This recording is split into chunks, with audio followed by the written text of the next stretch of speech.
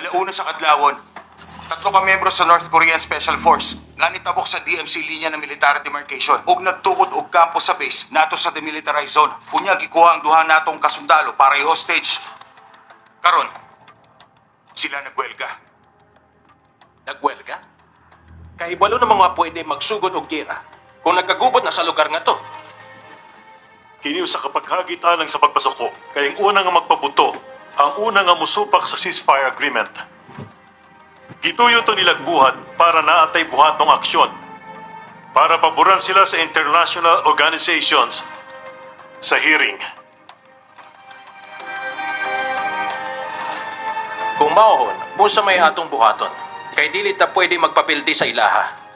Dumdumin ninyo na nila ang atong duha ka tao. Dili ta pwede magtanaw ra og magpaabot lang. Kinahanglan nato sila bawion og paspas. Mao akong gipadala dito ang Alpha Team sa Special Forces.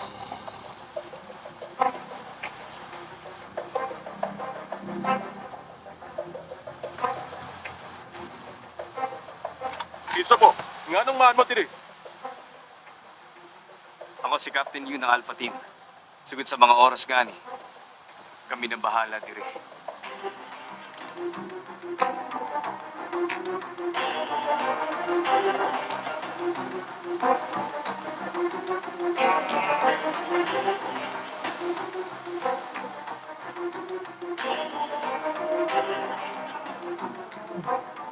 Unsa may inyong plano?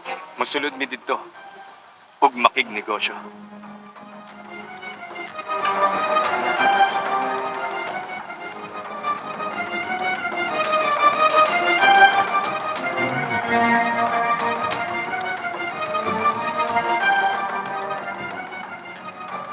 Ako ang kapitan sa squad.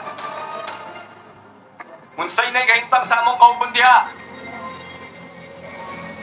Pag-surrender na lang mo para mahuman na ni. Murag wala sila plano mag-surrender sa ato. Andam na ka. Big boss ni. Masulod na mini Wolf. Piccolo in place. Nakaposisyon ako.